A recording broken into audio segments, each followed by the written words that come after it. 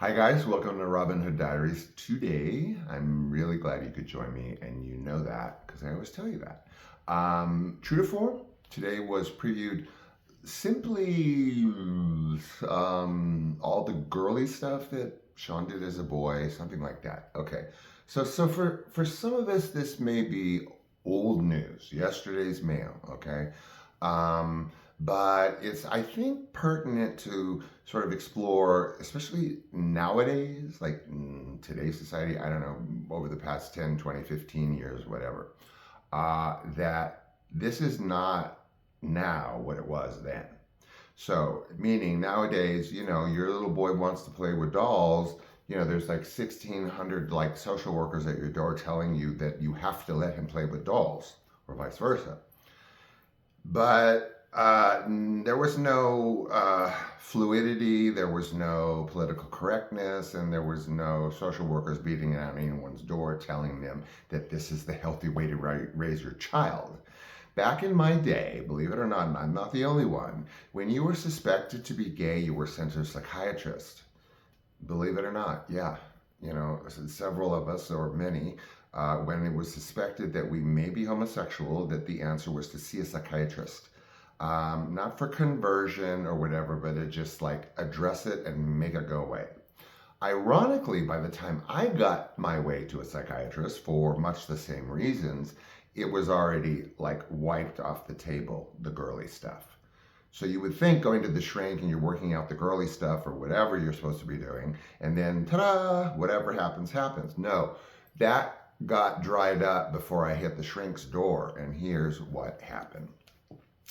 So any drag queen worth their salt at one point played with something girly. I mean, I don't mean to make gross generalizations, but you know, if you were a drag queen and you didn't play with dolls or wigs or whatever, you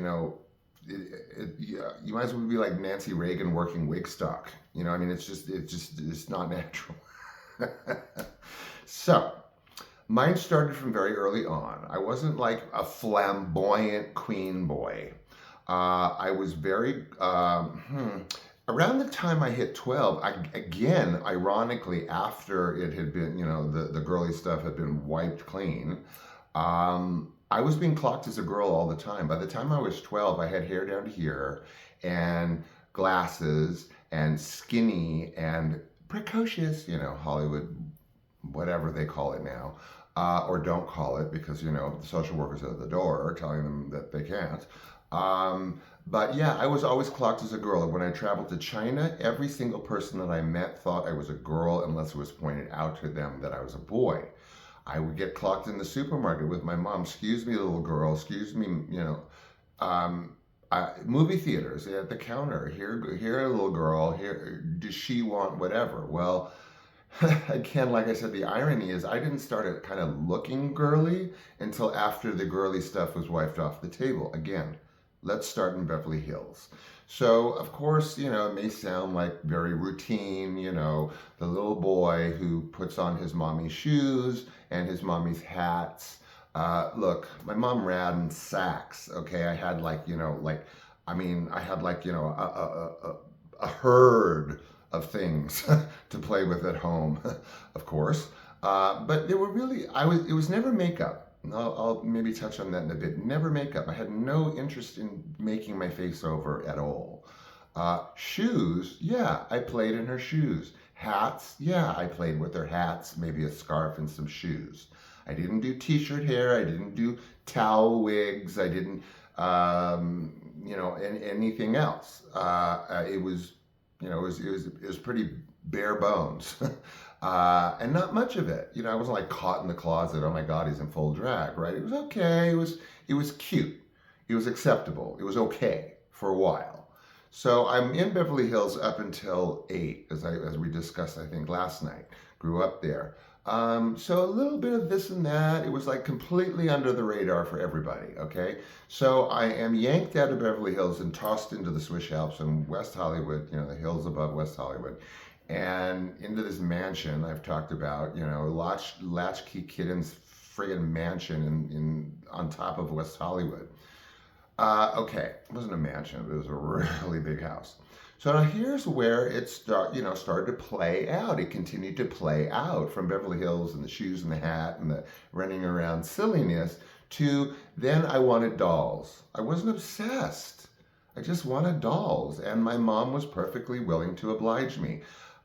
Mothers know. I don't mean to make generalizations, but by and large, in my humble opinion, there is something about a mother and her son are if they are together biologically or non-biologically, wherein I believe personally that the mother has an inkling that she may not even be aware of almost immediately at some point in very early growth. There's that little teeny, Christmas light that goes on the left side of her back of her brain. So I'm now in this West Hollywood home, and it's okay. It seems to be okay. I want Barbies, not like, boxes of Barbies. I had matchbook cars. I had a little, box of matchbook cars, and I had the parking lot with the driveway, and I had the racetracks and everything. I did that stuff. But I also wanted a Barbie. I also wanted Midge. Barbie had to have a friend. I also wanted the stuffed bunny with the dress on because they had to have a pet. Actually, the stuffed bunny, what it was a plush, and to get this, at the top was Red Riding Hood. But if you turned her upside down and flipped her dress down, it was a wolf dressed as a woman. Red Riding Hood. But anyway, I thought that was just thoroughly amusing. So I got that. I got my Barbies. I even got something very popular at the time. I wish I could remember her name.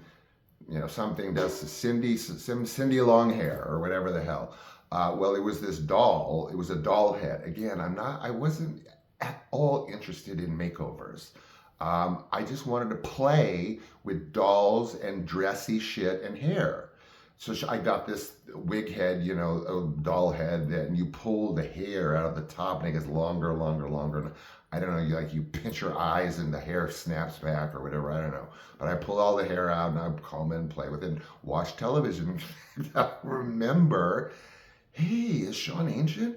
I remember playing with that doll watching the Ford confirmation hearings when Nixon resigned.